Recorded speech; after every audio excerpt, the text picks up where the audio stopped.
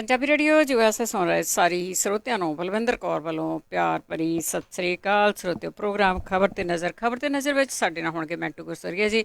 ਦੱਸਣਗੇ ਪੰਜਾਬ 'ਚ ਭਾਰਤ ਵਿੱਚ ਕੀ ਕੁਛ ਉਥਲ ਪੁਥਲ ਹੋ ਰਹੀ ਆ। ਉਥਲ ਪੁਥਲ ਸ਼ਬਦ ਤਾਂ ਵਰਤਦੇ ਆ ਕਿ ਬਹੁਤ ਕੁਛ ਉੱਥੇ ਹੋ ਰਿਹਾ ਆ। ਖਬਰਾਂ ਤੇ ਨਜ਼ਰ ਮਾਰਾਂਗੇ। ਖਬਰਾਂ ਤੋਂ ਪਹਿਲਾਂ ਧੰਨਵਾਦ ਸਾਡੇ ਸਪਾਂਸਰਸ ਦਾ, ਜਿਨ੍ਹਾਂ ਨੇ ਇਸ ਪ੍ਰੋਗਰਾਮ ਨੂੰ ਸਪਾਂਸਰ ਕੀਤਾ, ਸਭ ਤੱਕ ਪਹੁੰਚਾਇਆ। ਜੈਂਡਰ ਹੋਮ ਲੋਨ ਵਾਲੇ ਮੋਹਨ ਚੀਮਾ ਜੀ, ਜਿਨ੍ਹਾਂ ਦਾ phone number 5599052575। Tarkiana immigration law firm 4159090503। Khalsa insurance agency, ਜੋ ਕਾਰਾਂ ਦੀ ਹੋਮ ਆਟੋ ਬਿਜ਼ਨਸ ਦੀ ਇੰਸ਼ੋਰੈਂਸ ਕਰਦੇ ਨੇ। 4082722500। ਕ੍ਰਿਸ਼ਨ ਧਨੋਤਾ ਜੀ, ਜੋ ਬਸੇਰੀ। Baljinder Singh Nijjar, woodland GN lube and truck wash oil change ਕਰਨ ਵਾਲੇ ਨਿੰਮਾ ਸਹੋਤਾ ਜੀ, ਜਿਨ੍ਹਾਂ ਦਾ phone number 2092770113। Paramjit Kaur Rangi, Vacaville. Best coast truck school ਵਾਲੇ ਅਜੀਤ ਅਟਵਾਲ ਜੀ, 5593744541। ਬਹੁਤ ਬਹੁਤ ਧੰਨਵਾਦ ਕਰਦੇ ਹਾਂ। ਪ੍ਰੋਗਰਾਮਾਂ ਨੂੰ ਸਪਾਂਸਰ ਕਰਦੇ ਹੋ, ਸਭ ਤੱਕ ਪਹੁੰਚਾਉਂਦੇ ਹੋ। ਮੈਂਟੂ ਗੁਰਸਰੀਆ ਜੀ, ਸਤਿ ਸ਼੍ਰੀ ਅਕਾਲ, ਸਵਾਗਤ ਹੈ ਜੀ। ਜੀ ਸ਼ੁਕਰੀਆ ਜੀ, ਸਾਰਿਆਂ ਨੂੰ ਸਤਿ ਸ੍ਰੀ ਅਕਾਲ ਜੀ। ਸਭ ਤੋਂ ਪਹਿਲਾਂ ਇਹੀ ਨਜ਼ਰ ਮਾਰਦੇ ਆ ਕਿ ਧੁੱਪ ਵੀ ਬਹੁਤ ਆ, ਮਹਿੰਗਾਈ ਦੀ ਵੀ ਗਰਮੀ ਬਹੁਤ ਆ, ਤੇ ਕਿਸਾਨ ਆ ਜਿਹੜੇ ਉਹ ਮੈਦਾਨ ਦੇ ਵਿੱਚ ਨਿਤਰੇ ਹੋਏ ਆ। ਹਾਂਜੀ, ਇਹ ਕਹਿ ਸਕਦੇ ਆ ਕਿ ਧੁੱਪ ਵੀ ਬਹੁਤ ਆ ਤੇ ਦੁੱਖ ਵੀ ਬਹੁਤ ਨੇ। ਜੀ ਜੀ। ਸੋ ਇਹ ਦੋਨੇ ਚੀਜ਼ਾਂ ਨੇ। ਸੋ ਦੁੱਖ ਦੇ ਮਾਰੇ ਕਹਿੰਦੇ ਹੁੰਦੇ ਆ ਕਿ ਹਰਖ ਦਾ ਮਾਰਿਆ ਬੰਦਾ ਨਰਕ ਨੂੰ ਚਲੇ ਜਾਂਦਾ ਹੈ। ਤੇ ਇਹੋ ਜਿਹੇ ਟੈਂਪਰੇਚਰ ਦੇ ਵਿੱਚ 43 42 41 ਟੈਂਪਰੇਚਰ ਹੋਵੇ, ਤਪਸ ਹੋਵੇ ਮੌਸਮ ਦੇ ਵਿੱਚ, ਬੜੀ ਭਿਆਨਕ ਜਿਹਨੂੰ ਹੁਮਸ ਆਪਾਂ ਕਹਿ ਦਿੰਦੇ ਆ, ਤਾਂ ਬਾਵਜੂਦ ਇਸ ਦੇ ਸਾਡੀਆਂ ਬੀਬੀਆਂ, ਬੱਚੇ, ਬਜ਼ੁਰਗ, ਨੌਜਵਾਨ ਉਹ ਸੜਕਾਂ ਤੇ ਪ੍ਰਦਰਸ਼ਨ ਕਰਦੇ ਆ, ਤਾਂ ਇਹਦਾ ਮਤਲਬ ਹੈ ਕਿ ਜ਼ਰੂਰ ਦੁਖੀ ਨੇ। ਹੁਣ ਦੇਖੋ, ਮਹਿੰਗਾਈ ਦਾ ਜਿਹੜਾ ਮਸਲਾ ਹੈ ਨਾ, ਮਹਿੰਗਾਈ ਦਾ ਮਸਲਾ ਇਹੋ ਜਿਹਾ ਹੈ ਕਿ ਬਹੁਤ ਜ਼ਿਆਦਾ ਲੋਕ ਦੁਖੀ ਨੇ, ਪਰ ਬਹੁਤ ਘੱਟ ਲੋਕ ਬੋਲ ਰਹੇ ਆ। ਉਹ ਫਿਲਮ ਆਈ ਸੀਗੀ ਰੋਟੀ ਕੱਪੜਾ ਔਰ ਮਕਾਨ 1974 ਦੇ ਵਿੱਚ। ਮਤਲਬ ਕਿ ਉਸ ਟਾਈਮ ਵੇਖੋ, ਸਾਡੇ ਜੰਮਣ ਤੋਂ ਪਹਿਲਾਂ ਇਹੋ ਜਿਹੇ ਮੁੱਦਿਆਂ ਤੇ ਵੀ ਫਿਲਮ ਬਣਦੀ ਸੀਗੀ। ਮਤਲਬ ਕਿ ਅੱਜ ਦੀ ਤਾਰੀਖ ਦੇ ਵਿੱਚ ਵੇਖੋ ਕਿ ਲੋਕ ਵੀ ਨਹੀਂ ਬੋਲ ਰਹੇ। ਮਹਿੰਗਾਈ ਤਦ ਵੀ ਸੀ, ਪਰ ਉਸ ਟਾਈਮ ਲੋਕ ਪ੍ਰੋਟੈਸਟ ਵੀ ਕਰਦੇ ਸੀਗੇ। ਜਿਹੜਾ ਵਿਦਿਆਰਥੀ ਅੰਦੋਲਨ ਸ਼ੁਰੂ ਹੋਇਆ, ਜਿਹਦੇ ਚੋਂ JP ਹੋਰੀ ਨਿਕਲੇ ਨੇ, ਇੰਦਰਾ ਗਾਂਧੀ ਨੂੰ ਆਪਣੀ ਕੁਰਸੀ ਗਵਾਉਣੀ ਪਈ, ਉਹ ਕੁਝ ਕੁ ਰੁਪਏ ਫੀਸ ਦੇ ਇਜ਼ਾਫੇ ਚੋਂ ਨਿਕਲਿਆ ਸੀਗਾ। ਗੁਜਰਾਤ ਦੇ ਇੱਕ ਕਾਲਜ ਦੀ ਜਿਹੜੀ ਉਹ ਮੈਸ ਸੀਗੀ, ਉਹਦੀ ਕੁਝ ਫੀਸ ਵਧਾਈ ਸੀਗੀ। ਮਸੀਂ ਕੋਈ ਲਾ ਲਓ ਕਿ 10-20 ਰੁਪਏ ਉਹਨਾਂ ਸਮਿਆਂ ਦੇ ਵਿੱਚ ਫੀਸ ਦੇ ਵਿੱਚ ਇਜ਼ਾਫਾ ਕੀਤਾ ਗਿਆ ਸੀਗਾ। ਤਾਂ ਦੇਖ ਲਓ ਕਿ ਦੇਸ਼ ਦੇ ਵਿੱਚ ਉਹ ਅੰਦੋਲਨ ਕਿਵੇਂ ਤਰਥੱਲੀ ਮਚਾ ਗਿਆ। ਇਹਦਾ ਮਤਲਬ ਹੈ ਕਿ ਮਹਿੰਗਾਈ ਪ੍ਰਤੀ ਜਾਂ ਇਹੋ ਜਿਹੀਆਂ ਜਿਹੜੀਆਂ ਫੀਸਾਂ ਵਗੈਰਾ ਨੇ, ਉਹਨਾਂ ਦੇ ਵਿੱਚ ਇਜ਼ਾਫਿਆਂ ਦਾ ਜਿਹੜਾ ਦੌਰ ਜਦੋਂ ਵੀ ਚੱਲਦਾ, ਤਾਂ ਫਿਰ ਲੋਕ ਤਗੜਾ ਪ੍ਰਤੀਕਰਮ ਦਿੰਦੇ ਸੀ। ਅੱਜ ਦੀ ਡੇਟ ਦੇ ਵਿੱਚ ਦੋਵੇਂ ਚੀਜ਼ਾਂ ਗਾਇਬ ਨੇ। ਸਰਜੀਕਲ ਸਟ੍ਰਾਈਕ ਤੇ ਫਿਲਮ ਬਣਦੀ ਹੈ, ਪਰ ਰੋਟੀ ਕੱਪੜਾ ਔਰ ਮਕਾਨ ਤੇ ਫਿਲਮ ਨਹੀਂ ਬਣਦੀ ਅੱਜ ਕੱਲ੍ਹ। ਭਗਤੀ ਦੀਆਂ ਫਿਲਮਾਂ ਬਣਦੀਆਂ, ਔਰਤਾਂ ਦੀਆਂ ਸਮੱਸਿਆਵਾਂ ਤੇ ਫਿਲਮਾਂ ਬਣਦੀਆਂ, ਸਾਰੇ ਪੱਖ ਤੋਂ ਬਣਦੀਆਂ, ਬਾਇਓਗ੍ਰਾਫੀਜ਼ ਬਣਦੀਆਂ ਨੇ, ਪਰੰਤੂ ਇਹ ਜਿਹੜੇ ਮੁੱਦੇ ਸੀਗੇ ਇਹ ਛੋਟੇ ਰਹਿ ਗਏ ਆ। ਤਾਂ ਕਹਿ ਲਓ ਕਿ ਸਾਡਾ ਜਿਹੜਾ ਸਾਹਿਤ ਸੀਗਾ, ਚਾਹੇ ਉਹ ਸਿਨੇਮੇ ਦਾ ਸਾਹਿਤ ਹੋਵੇ, ਚਾਹੇ ਉਹ ਲਿਖਤੀ ਸਾਹਿਤ ਹੋਵੇ, ਸਾਰੇ ਪਾਸਿਓਂ ਇਹ ਚੀਜ਼ਾਂ ਜਿਹੜੀਆਂ ਦਰਕਿਨਾਰ ਨੇ। ਬਹਰਹਾਲ ਉਸ ਟਾਈਮ ਵੀ ਕਹਿੰਦੇ ਸੀਗੇ ਕਿ ਸ਼ੱਕਰ ਮਈਆ ਆਟੇ ਕੀ ਮਿਲਾਈ ਮਾਰ ਗਈ, ਪਾਊਡਰ ਵਾਲੇ दूध ਦੀ ਮਲਾਈ ਮਾਰ ਗਈ, ਰਾਸ਼ਨ ਵਾਲੇ ਲੈਣ ਦੀ ਲੰਬਾਈ ਮਾਰ ਗਈ, ਜਨਤਾ ਜੋ ਚੀਖੀ ਚਲਾਈ ਮਾਰ ਗਈ, ਬਾਕੀ ਕੁਛ ਬਚਿਆ ਮਹਿੰਗਾਈ ਮਾਰ ਗਈ, ਰੋਟੀ ਕੱਪੜਾ ਔਰ ਮਕਾਨ ਚ। ਤਾਂ ਅੱਜ ਵੀ ਲੋਕ ਇਹੀ ਗੀਤ ਜਿਹੜਾ ਉਹ ਇਹਨਾਂ ਸ਼ਬਦਾਂ ਨੂੰ ਹੂ ਤਾਂ ਨਹੀਂ, ਪਰ ਗੀਤ ਜ਼ਰੂਰ ਗਾਉਂਦੇ ਆ ਕਿ ਬਾਕੀ ਜੋ ਵੀ ਕੁਛ ਬਚਦਾ ਬਚਾਉਂਦਾ ਹੈ ਉਹਨੂੰ ਮਹਿੰਗਾਈ ਮਾਰ ਜਾਂਦੀ ਹੈ। ਤਾਂ ਬਹਿਰਾ ਲੋਕ ਨਹੀਂ ਨਿਕਲ ਰਹੇ, ਪਰ ਕਿਸਾਨ ਮੁੱਠੀ ਭਰ ਕਹਿ ਲਓ, ਜਾਂ ਕੁਛ ਸਟੇਟਾਂ ਦੇ ਵਿੱਚ ਉਹਨਾਂ ਦਾ ਅਸਰ ਹੈ, ਪੰਜਾਬ ਤੇ ਹਰਿਆਣੇ ਚ ਰਲਵਾਂ ਮਿਲਵਾਂ ਅਸਰ ਰਿਹਾ। ਪਰ ਭੀੜ ਕਹਿੰਦੇ ਆ ਕਿ ਤਾਕਤ ਤਾਂ ਦਿੰਦੀ ਹੈ, ਮਗਰ ਤੁਹਾਡੀ ਪਛਾਣ ਜਿਹੜੀ ਆ ਖੋਹ ਲੈਂਦੀ ਆ। ਬੇਸ਼ੱਕ ਅੱਜ ਪੂਰੇ ਦੇਸ਼ ਦੇ ਵਿੱਚ ਕਿਸਾਨਾਂ ਦੇ ਮਗਰ ਭੀੜ ਨਹੀਂ, ਪਰ ਕਿਸਾਨਾਂ ਦਾ ਜਦੋਂ ਵੀ ਇਹ ਐਜੀਟੇਸ਼ਨ ਇਤਿਹਾਸ ਦੇ ਪੰਨਿਆਂ 'ਚ ਦਰਜ ਹੋਏਗਾ, ਤਾਂ ਇਹ ਚੀਜ਼ ਲਿਖੀ ਜਾਏਗੀ ਲਾਹਨਤ ਦੇ ਰੂਪ ਦੇ ਵਿੱਚ ਕਿ ਜਦੋਂ ਕਿਸਾਨ ਟੱਕਰ ਦੇ ਰਿਹਾ ਸੀਗਾ ਮੋਦੀ ਵਰਗੀ ਗੌਰਮੈਂਟ ਨੂੰ, ਤਦ ਬਹੁ ਗਿਣਤੀ 'ਚ ਜਿਹੜਾ ਬਿਲਕੁਲ ਪਿਸ ਰਿਹਾ ਲੋਕ ਸੀ, ਆਵਾਮ ਸੀ, ਉਹ ਚੁੱਪ ਸੀ, ਸ਼ਾਂਤ ਸੀ, ਬਿਲਕੁਲ ਦਮਨਕਾਰੀ ਨੀਤੀਆਂ ਨੂੰ ਬਰਦਾਸ਼ਤ ਕਰ ਰਿਹਾ ਸੀਗਾ, ਦੰਦਾਂ ਥੱਲੇ ਜ਼ੁਬਾਨ ਦੇ ਕੇ। ਸੋ ਇਹਨਾਂ ਨੇ ਪ੍ਰੋਟੈਸਟ ਕੀਤੇ ਆ ਮਹਿੰਗਾਈ ਦੇ ਖਿਲਾਫ ਥਾਂ ਥਾਂ ਤੇ ਪੰਜਾਬ ਦੇ ਵਿੱਚ ਤਾਂ ਸੀ, ਫਿਰ ਇਸ ਤੋਂ ਇਲਾਵਾ ਹਰਿਆਣੇ ਦੇ ਵਿੱਚ ਸੀ, ਪਰ ਇਸ ਤੋਂ ਅੱਗੇ ਨਹੀਂ ਜਾ ਸਕਿਆ। ਇਹੀ ਚੀਜ਼ ਵੇਖਣ ਵਾਲੀ ਹੁੰਦੀ ਆ ਕਿ ਪੰਜਾਬ ਅਤੇ ਹਰਿਆਣਾ ਤਾਂ ਹੈ ਹੀ ਹੈ, ਇੱਥੋਂ ਤੱਕ ਕਿ ਦਿੱਲੀ ਦੇ ਲੋਕ ਤਰਾਈ ਤਰਾਈ ਕਰਦੇ ਆ ਮਹਿੰਗਾਈ ਦੇ ਨਾਲ। ਜੇ ਆਪਾਂ ਵੇਖੀਏ ਵੈਸੇ ਤਾਂ ਸਾਰੇ ਕਰਦੇ ਆ, ਜੇ ਮੈਂ ਤੁਹਾਨੂੰ ਕੁਝ ਅੰਕੜਾ ਦੇਵਾਂ ਨਾ ਮਹਿੰਗਾਈ ਵਾਲਾ, ਤੁਸੀਂ ਸਮਝੋਗੇ ਕਿ ਜਿਹੜਾ ਪੈਟਰੋਲ 36 ਰੁਪਏ ਸੀਗਾ 2004 ਚ ਤੇ 71 ਰੁਪਏ 2014 ਚ ਸੀ, 21 ਚ ਅੱਜ 106 ਰੁਪਏ ਆ। ਜਿਹੜਾ ਡੀਜ਼ਲ 24 ਰੁਪਏ ਸੀਗਾ 4 ਦੇ ਵਿੱਚ, 14 ਚ 57 ਹੋਇਆ ਤੇ 21 ਚ ਉਹ ਭੌਂਕੇ 100 ਰੁਪਏ ਹੋ ਜਾਂਦਾ। ਹਿਸਾਬ ਲਾ ਲਓ ਕਿ 43 ਰੁਪਏ 7 ਸਾਲਾਂ ਚ ਵੱਧ ਜਾਂਦਾ ਹੈ। ਤਾਂ ਦੂਸਰੇ ਪਾਸੇ LPG ਗੈਸ ਸਿਲੰਡਰ ਜਿਹਨੂੰ ਆਪਾਂ ਕਹਿੰਦੇ ਆ, ਉਦੋਂ ਤਕਰੀਬਨ 250 ਦਾ ਸੀ 4 ਦੇ ਵਿੱਚ, 14 ਚ 414 ਦਾ, ਅੱਜ ਤਕਰੀਬਨ 900 ਰੁਪਏ ਦਾ, 1000 ਰੁਪਏ ਦੇ ਕਰੀਬ ਕਹਿ ਲਓ। ਖਾਣ ਦਾ ਜਿਹੜਾ ਆਪਾਂ ਤੜਕੇ ਦਾ ਤੇਲ ਕਹਿ ਲਓ, ਉਹ 30 ਰੁਪਏ ਸੀ 4 ਦੇ ਵਿੱਚ, 52 ਚ 14 ਹੋ ਗਿਆ, 14 ਚ 52 ਹੋ ਗਿਆ ਤੇ 21 ਦੇ ਵਿੱਚ ਸਿੱਧਾ 180। ਦੁੱਧ 16 ਰੁਪਏ ਸੀ 4 ਦੇ ਵਿੱਚ, 32 ਹੋ ਗਿਆ ਦੁੱਗਣਾ 14 ਦੇ ਵਿੱਚ। ਤੇ 7 ਸਾਲਾਂ ਚ ਮੋਦੀ ਰਾਜ ਦਾ ਵਿਕਾਸ ਇੰਨਾ ਪਾਗਲ ਹੋਇਆ ਕਿ ਦੁੱਗਣਾ ਹੋ ਗਿਆ 7 ਸਾਲਾਂ ਚ, 32 ਤੋਂ 60। ਸੋ ਇਹ ਅੰਕੜੇ ਆ, ਡਰਾਉਣੇ ਅੰਕੜੇ ਆ, ਬਹੁਤ ਜ਼ਿਆਦਾ ਡਰਾਉਣੇ ਅੰਕੜੇ ਕਿ ਕਿਸ ਤਰ੍ਹਾਂ ਮਹਿੰਗਾਈ ਜਿਹੜੀ ਆ ਮਾਰ ਰਹੀ ਆ। ਪਰ ਉਸ ਤੋਂ ਵੀ ਨਮੋਸ਼ੀਜਨਕ ਗੱਲ ਆ ਕਿ ਲੋਕ ਸੀ ਨਹੀਂ ਕਰ ਰਹੇ। ਉਹ ਜਿਵੇਂ ਆਪਾਂ ਕਹਾਣੀ ਸੁਣਦੇ ਹੁੰਦੇ ਨਾ, ਕਿਸੇ ਰਾਜੇ ਨੇ ਉਹ ਟੈਕਸ ਲਾਇਆ ਸੀਗਾ ਤੇ ਉਹ ਬਾਅਦ ਦੇ ਵਿੱਚ ਉਹ ਜੁੱਤੀਆਂ ਮਾਰਦਾ ਸੀਗਾ, ਤੇ ਉਹ ਜਾ ਕੇ ਕਹਿਣ ਲੱਗ ਗਏ ਸੀਗੇ ਲੋਕ ਕਿ ਰਾਜਨ ਟਾਈਮ ਬੜਾ ਲੱਗਦਾ, ਬੰਦੇ ਜੁੱਤੀਆਂ ਮਾਰਨ ਤੇ ਕੁਛ ਵੱਧ ਰੱਖ ਲਓ, ਕਿਉਂਕਿ ਉਹ ਟੈਕਸ ਵਧਾਈ ਜਾਂਦਾ ਸੀ ਕਿ ਮੇਰੀ ਜਨਤਾ ਹੁਣ ਬੋਲੇਗੀ, ਹੁਣ ਬੋਲੇਗੀ, ਹੁਣ ਬੋਲੇਗੀ। ਤੇ ਉਹਨੇ ਆਖਿਆ ਕਿ ਹੁਣ ਇਹਨਾਂ ਦੇ ਜੁੱਤੀਆਂ ਮਾਰਨੀਆਂ ਸਟਾਰਟ ਕਰੋ। ਤੇ ਉਹਨਾਂ ਨੇ ਜਾ ਕੇ ਇਹ ਨਹੀਂ ਆਖਿਆ ਕਿ ਕਿਉਂ ਬਈ ਜੁੱਤੀਆਂ ਕਾਹਤੋਂ ਮਾਰਦਾ, ਉਹ ਕਹਿੰਦੇ ਕਿ ਜੁੱਤੀਆਂ ਮਾਰਨ ਤੇ ਬੰਦੇ ਵੱਧ ਰੱਖ ਲਓ, ਨਫਰੀ ਥੋੜੀ ਜਿਹੀ ਵਧਾ ਲਓ, ਰਾਜਨ ਟਾਈਮ ਜ਼ਿਆਦਾ ਲੱਗਦਾ। ਤੇ ਮੈਂ ਕਿਹਾ ਵਾਕਿਆ ਛਿੱਤਰਾਂ ਦੇ ਲਾਇਕ ਨੂੰ ਤੁਸੀਂ। ਸੋ ਆਹ ਹਾਲ ਹੈ ਸਾਡਾ ਕਿ ਅਸੀਂ ਕੁਝ ਵੀ ਨਹੀਂ ਕਰ ਪਾ ਰਹੇ। ਜੋ ਕਰ ਰਿਹਾ ਕਿਸਾਨ ਕਰ ਰਿਹਾ, ਅਸੀਂ ਕਰ ਰਹੇ ਹਾਂ, ਅਸੀਂ ਸਿਰਫ ਉਹਨਾਂ ਦੀਆਂ ਲੱਤਾਂ ਖਿੱਚ ਰਹੇ ਹਾਂ। ਜੀ ਜੀ ਜੀ, ਜੇ ਦੇਖਿਆ ਜਾਵੇ ਤਾਂ ਝਰੂੰਡ ਕੇ ਖਾ ਲਿਆ ਜੀ ਲੋਕਾਂ ਨੂੰ ਵੀ, ਤਾਂ ਸਰਕਾਰ ਨੇ ਕੁਝ ਛੱਡਿਆ ਨਹੀਂਗਾ ਉੱਥੇ। ਜਿਸ ਤਰ੍ਹਾਂ ਹੁਣ ਆਪਾਂ ਮਹਿੰਗਾਈ ਦੀ ਗੱਲ ਕਰਦੇ, ਇੰਨਾ ਕੁਝ ਹੋ ਰਿਹਾ, ਪਰ ਜਦੋਂ ਇਲੈਕਸ਼ਨ ਆ, ਹੁਣ ਪੰਜਾਬ ਦੇ ਵਿੱਚ ਇਲੈਕਸ਼ਨ ਆ, ਪਰ ਉੱਥੇ ਦੇ ਜਿਹੜੇ ਜਿਨ੍ਹਾਂ ਨੇ ਖੜਨਾ ਆ, ਅਮਰਿੰਦਰ ਸਿੰਘ ਦੀ ਗੱਲ ਕਰ ਲਈਏ, ਉਹ ਲਾਰਿਆਂ ਤੇ ਨਾਰਿਆਂ ਦੀ ਰਣਨੀਤੀ ਬਣਾਉਣ ਵਾਲੇ ਪ੍ਰਸ਼ਾਂਤ ਕਿਸ਼ੋਰ ਦੇ ਨਾਲ ਮੁਲਾਕਾਤਾਂ ਕਰ ਰਹੇ ਆ। ਹਾਂਜੀ, ਕੁਛ ਵੀ ਨਹੀਂ, ਬਸ ਇਹਨਾਂ ਨੇ ਇਹੀ ਤੇ ਨੀਤੀ ਘੜਨੀ ਆ ਨਾ। ਵੇਖੋ ਪ੍ਰਸ਼ਾਂਤ ਕਿਸ਼ੋਰ ਕਿਸ ਤਰ੍ਹਾਂ ਦਾ ਬੰਦਾ ਹੈ, ਕਦੇ ਕਹਿ ਦਿੰਦਾ ਕਿ ਮੈਂ ਸਿਆਸਤ ਤੋਂ ਕਿਨਾਰਾ ਕੀਤਾ ਤੇ ਜਾ ਕੇ ਮੁੜ ਕੇ ਸ਼ਰਦ ਪਵਾਰ ਦੀਆਂ ਚੌਕੀਆਂ ਭਰਦਾ ਫਿਰਦਾ, ਫਿਰ ਕਹਿ ਦਿੰਦਾ ਕਿ ਬਸ ਬਸ ਮੈਂ ਹੁਣ ਰਣਨੀਤੀਕਾਰ ਨਹੀਂ ਹੈ, ਮੇਰੀ ਟੀਮ ਕੰਮ ਕਰੂਗੀ। ਤੇ ਕੈਪਟਨ ਅਮਰਿੰਦਰ ਸਿੰਘ ਨਾਲ ਮੁਲਾਕਾਤ ਕਰਕੇ ਭਾਈ ਉੱਥੇ ਕੀ ਚੌਸਰ ਖੇਡਦਾ, ਉਹਦੇ ਨਾਲ ਕਿਹੜੀ ਸੀਪ ਖੇਡਦੇ ਆ ਦੋਨੇ ਪਰਦੇ ਦੇ ਵਿੱਚ। ਆਹੀ ਕੁਛ ਕਿ ਲੋਕਾਂ ਨੂੰ ਬੇਵਕੂਫ ਕਿਸ ਤਰ੍ਹਾਂ ਬਣਾਇਆ ਜਾਵੇ।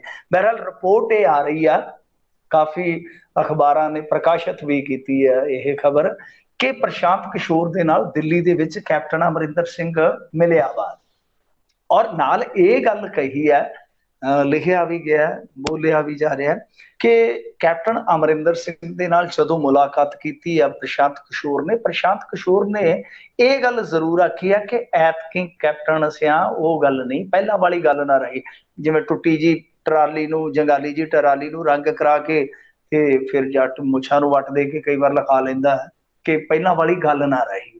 ਤਾਂ ਉਦਾਂ ਹੀ ਉਹ ਕਹਿੰਦਾ ਕਿ ਪਹਿਲਾਂ ਵਾਲੀ ਗੱਲ ਨਹੀਂ ਰਹੀ। ਹੁਣ ਪਹਿਲਾਂ ਵਾਲੀ ਗੱਲ ਨਹੀਂ ਰਹੀ ਭਾਈ, ਕਿ ਮਸਲਾ ਜਿਹੜਾ ਐਤਕੀ ਥੋੜਾ ਜਿਹਾ ਟੇਢਾ ਆ। ਪਰ ਪ੍ਰਸ਼ਾਂਤ ਕਿਸ਼ੋਰ ਹੁਣ ਮਿਲਿਆ, ਵਿੱਚੋਂ ਗੈਪ ਪਿਆ, ਖੁਦ ਪ੍ਰਸ਼ਾਂਤ ਕਿਸ਼ੋਰ ਅੱਡ ਹੁੰਦਾ, ਤਾਂ ਇਹਦਾ ਮਤਲਬ ਤੇ ਇਹੋ ਹੀ ਨਿਕਲਦਾ ਹੈ ਕਿ ਪ੍ਰਸ਼ਾਂਤ ਕਿਸ਼ੋਰ ਵੀ ਕਿਤੇ ਨਾ ਕਿਤੇ ਵਹਿੰਦਾ ਪਿਆ ਸੀਗਾ ਕਿ ਪਹਿਲਾਂ ਇਹਨਾਂ ਦਾ ਵੇਖ ਲਈਏ ਕੀ ਬਣਦਾ। ਜਿਹੜਾ ਧੌਲ ਧੱਪਾ ਕਰਦੇ ਪਏ ਆਪਸ ਦੇ ਵਿੱਚ, ਜੋ ਇਹ ਖਖੜੀਆਂ ਕਰੇਲੇ ਹੋਏ ਫਿਰਦੇ ਆ, ਪਹਿਲਾਂ ਦੇਖ ਲਈਏ ਕੀ ਬਣਦਾ। ਇਹਦਾ ਮਤਲਬ ਇਹੋ ਆ ਕਿ ਕਿਤੇ ਨਾ ਕਿਤੇ ਇਹਨਾਂ ਨੂੰ ਇਲਮ ਹੋਇਆ, ਜਾਂ ਕਹਿ ਲਓ ਕਿ ਉਮੀਦ ਆ ਕਿ ਹੁਣ ਇਹ ਸਾਰਾ ਕੰਮ ਠੀਕ ਹੋ ਜਾਏਗਾ।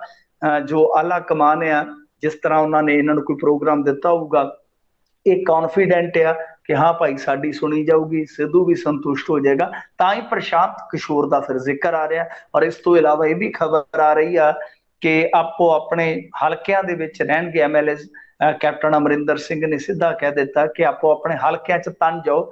ਔਰ ਇਹ ਵੀ ਖਬਰ ਆ ਰਹੀ ਆ ਕਿ ਜਿਹੜੇ 18 ਨੁਕਾਤੀ ਏਜੰਡੇ ਦੀ ਬਾਰ-ਬਾਰ ਗੱਲ ਹੋ ਰਹੀ ਸੀ ਕਿ ਆਲਾ ਕਮਾਨ 18 ਨੁਕਤੇ ਦੇ ਰਿਹਾ, ਜਿਹਦੇ ਵਿੱਚ ਜ਼ਿਆਦਾਤਰ ਉਹੀ ਨੁਕਤੇ ਆ ਜਿਹੜਾ ਸਿੱਧੂ ਚੁੱਕਦਾ ਮਾਡਲ ਕਿ ਆਹ ਹੋਣਾ ਚਾਹੀਦਾ, ਆਹ ਹੋਣਾ ਚਾਹੀਦਾ, ਉਹਦੇ ਉੱਤੇ ਵੀ ਵਰਕਆਊਟ ਜਿਹੜਾ ਆ ਉਹ ਜਾਰੀ ਆ। ਤਾਂ ਇਹਨਾਂ ਚੀਜ਼ਾਂ ਤੋਂ ਕਿਤੇ ਨਾ ਕਿਤੇ ਸੰਕੇਤ ਮਿਲਦਾ ਵਾ ਕਿ ਕੈਪਟਨ ਅਮਰਿੰਦਰ ਸਿੰਘ ਨੂੰ ਰਾਜੀ ਕਰ ਲਿਆ ਗਿਆ ਔਰ ਸਿੱਧੂ ਨੂੰ ਰਾਜੀ ਕਰਨ ਵਾਸਤੇ ਕੁਛ ਨਾ ਕੁਛ ਬਾਜ਼ੀ ਜਿਹੜੀ ਆ ਉਹ ਪਲਟਾਈ ਜਾਏਗੀ, ਕਿਉਂਕਿ ਸ਼ਤਰੰਜ ਆ ਨਾ ਸਾਰੀ ਚਲਦੀ, ਤੇ ਸ਼ਤਰੰਜ ਹੈ, ਕਦੇ ਵਿਰੋਧੀ ਨਾਲ ਕਦੇ ਆਪੋ ਵਿੱਚ ਦੀ ਵੀ ਇਹ ਖੇਡ ਲੈਂਦੇ ਆ। राजा शान से खड़ा है, प्यादा ही बेमौत मरा है, शल से भरे इस खेल में हर पल खतरा ही खतरा है। सियासत ते शतरंज च बिल्कुल इक्को जिहियां चीजां हुंदियां। खतरा हुंदा अपने आप तो भी, खतरा हुंदा कई बार अपने तो भी खतरा हुंदा। बहुत खतरनाक गेम है ये।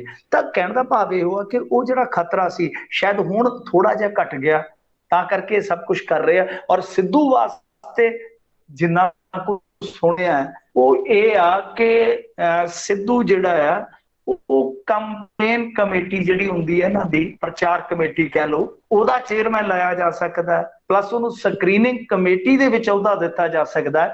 ਮਤਲਬ ਕਿ ਕੈਪਟਨ ਦੇ ਬਰੋਬਰ ਜਦ ਟਿਕਟਾਂ ਦੀ ਵੰਡ ਦੀ ਗੱਲ ਆਊਗੀ ਤਾਂ ਨਵਜੋਤ ਸਿੰਘ ਸਿੱਧੂ ਵੀ ਇੱਕ ਹੱਥ ਦੇ ਵਿੱਚ ਕੋਟਾ ਲੈ ਕੇ ਚੱਲੇਗਾ। ਮਤਲਬ ਕਿ ਜਦ 2022 ਦੀਆਂ ਟਿਕਟਾਂ ਵੰਡੀਆਂ ਜਾਣਗੀਆਂ ਤਾਂ ਉਸ ਵੰਡ ਦੇ ਵਿੱਚ ਸਿੱਧੂ ਦਾ ਇੱਕ ਰੋਲ ਰਹਿ ਸਕਦਾ। ਬਾਕੀ ਇਹ ਸਾਰੇ ਤਮਾਮ ਜਿਹੜੇ ਕਿਆਫੇ ਆ, ਅੰਦਾਜ਼ੇ ਆ, ਕਿਆਸ ਰਾਈਆਂ ਆ ਕਿ ਜਿਸ ਤਰ੍ਹਾਂ ਪ੍ਰਸ਼ਾਂਤ ਕਿਸ਼ੋਰ MLS ਨੂੰ ਸੁਨੇਹਾ, ਫਿਰ ਸਿੱਧੂ ਹੈ ਜਿਹੜਾ ਉਹ ਕੈਪਟਨ ਅਮਰਿੰਦਰ ਸਿੰਘ ਤੇ ਨਿਰੰਤਰ ਹਮਲੇ ਜਿਹੜੇ ਆ ਉਹ ਮੁੱਦਿਆਂ ਦੇ ਰਾਹੀਂ ਜਾਰੀ ਰੱਖ ਰਿਹਾ। ਤਾਂ ਸਾਰਾ ਕੁਝ ਲੱਗਦਾ ਇਹੋ ਆ ਕਿ ਆਉਣ ਵਾਲੇ ਸਮੇਂ ਦੇ ਵਿੱਚ ਸਮੇਟਣ ਦਾ ਯਤਨ ਕੀਤਾ ਜਾਏਗਾ। ਪਰ ਪ੍ਰਸ਼ਾਂਤ ਕਿਸ਼ੋਰ ਦਾ ਮਿਲਣਾ, ਇਹ ਸਾਰੇ ਸੁਨੇਹੇ ਇਹੀ ਸੰਕੇਤ ਦਿੰਦੇ ਆ ਕਿ ਕੈਪਟਨ ਅਮਰਿੰਦਰ ਸਿੰਘ ਇਸ ਗੇਮ ਦੇ ਵਿੱਚ ਹੁਣ ਤੱਕ ਕਹਿ ਲਈਏ ਤਾਂ ਕੈਪਟਨ ਬਣ ਕੇ ਸ਼ਾਇਦ ਟੀਮ ਨੂੰ ਅੱਗੇ ਤੁਰੇਗਾ, ਤੇ ਸਿੱਧੂ ਹੈ ਪਰ ਉਹਦੇ ਵਿੱਚ ਬਹੁਤ ਵੱਡਾ ਪਲੇਅਰ ਹੋਏਗਾ। ਔਰ ਜਿਵੇਂ ਆਪਾਂ ਦੇਖਦੇ ਸੀ ਕਿਸੇ ਸਮੇਂ ਕਿ ਕੈਪਟਨ ਅਮਰਿੰਦਰ ਸਿੰਘ ਦੇ ਤਰ੍ਹਾਂ ਹੀ ਜਿਵੇਂ ਆਪਾਂ ਦੇਖੀਏ ਤਾਂ ਇੱਕ ਸ਼ਖਸ ਹੁੰਦਾ ਸੀ ਸਚਿਨ ਤੰਦੁਲਕਰ ਇੰਡੀਅਨ ਕ੍ਰਿਕਟ ਟੀਮ ਦੇ ਵਿੱਚ। ਬੇਸ਼ੱਕ ਕਪਤਾਨ ਕਈ ਬਦਲੇ ਪਰ ਉਸ ਖਿਡਾਰੀ ਦੀ ਇੱਕ ਅਲੱਗ ਮਹੱਤਤਾ ਸੀਗੀ ਟੀਮ ਦੇ ਵਿੱਚ। ਸੋ ਐਸਾ ਹੀ ਕਿਤੇ ਨਾ ਕਿਤੇ ਤਾਲਮੇਲ ਬਿਠਾਉਣ ਦਾ ਯਤਨ ਕੀਤਾ ਜਾ ਰਿਹਾ। ਬਾਕੀ ਪਰਦੇ ਜਿਹੜੇ ਆ ਬਹੁਤ ਜਲਦੀ ਉੱਠ ਜਾਣਗੇ ਇਹਨਾਂ ਕਿਆਸਰਾਈਆਂ ਤੋਂ। ਬਿਲਕੁਲ ਜੀ, ਇਹਨਾਂ ਦਾ ਪਤਾ ਹੀ ਨਹੀਂ ਹੁੰਦਾ, ਰਾਤੋਂ ਰਾਤ ਰਿੜ ਕਿੱਧਰ ਜਾਣਾ ਆ। ਤੇ ਅੱਗੇ ਗੱਲ ਕਰਦੇ ਹਾਂ ਵੀ ਜਿਹੜੀਆਂ ਸਰਕਾਰਾਂ ਗਈਆਂ ਵੀ ਆ ਉਹਦੇ ਵਿੱਚ ਵੀ ਬਹੁਤ ਕੁਛ ਆ ਜਿਹੜਾ ਉਹ ਖਾ ਜਾਂਦੇ ਸੀਗੇ ਲੀਡਰ, ਤੇ ਹੁਣ ਜਿਹੜਾ ਵਜ਼ੀਫੇ ਖਾਣ ਵਾਲਾ ਧਰਮਸੋਤ ਮੰਤਰੀ ਆ ਉਹ ਵੀ ਪੂਰੀ ਤਰ੍ਹਾਂ ਫਸਿਆ ਤੇ ਨਾਲ ਕੈਪਟਨ ਸਰਕਾਰ ਵੀ ਫਸ ਗਈ। हम तो डूबेंगे तुम्हें भी ले डूबेंगे सनम, बस ਉਹੀ ਹਾਲ ਆ ਕਿ ਆਪ ਤਾਂ ਬਦਨਾਮ ਹੋਏ ਹੀ ਹੋਏ ਆ। ਕਸੂਤਾ ਸਰਕਾਰ ਨੂੰ ਇਸ ਕਰਕੇ ਫਸਾ ਦਿੱਤਾ ਆ ਕਿ ਵੇਖੋ ਜਿਹੜੀ ਭਾਰਤੀ ਜਨਤਾ ਪਾਰਟੀ ਆ ਉਹ ਇਹਨਾਂ ਮੁੱਦਿਆਂ ਤੇ ਬਹੁਤ ਚਲਾਕੀ ਨਾਲ ਕੰਮ ਕਰਦੀ ਆ। ਉਹਨਾਂ ਦਾ ਕੰਮ ਇਹ ਨਹੀਂ ਹੁੰਦਾ ਕਿ ਕੋਈ ਗੜਬੜੀ ਹੋਈ ਆ, ਕੋਈ ਘਪਲਾ ਘੁਟਾਲਾ ਹੋਇਆ ਕਿ ਉਹਨੂੰ ਅਸੀਂ ਅੰਜਾਮ ਤੱਕ ਲੈ ਕੇ ਜਾਈਏ। ਰਾਬਰਟ ਵਾਡਰਾ ਦਾ ਕਿੰਨਾ ਰੌਲਾ ਪਾਇਆ ਸੀ ਇਹਨਾਂ ਨੇ ਕਿ ਜਿਵੇਂ ਜਮੈਕਾ ਇੱਕ ਦੇਸ਼ ਆ, ਇੱਥੇ ਹੀ ਦਿੱਲੀ ਦੇ ਨੇੜੇ ਤੇੜੇ ਇਹਨਾਂ ਨੇ ਜਮਾਇਕਾ ਦੇਸ਼ ਬਣਾਇਆ, ਜਵਾਈ ਦਾ ਦੇਸ਼ ਬਣਾਇਆ, ਉੱਥੋਂ ਖਾਧੀ ਜਾਂਦੀ ਆ। ਪਰ ਅੱਜ ਤੱਕ ਰਾਬਰਟ ਵਾਡਰਾ ਨੂੰ ਹੱਥ ਖੜੀ ਨਹੀਂ ਲਾ ਸਕੇ।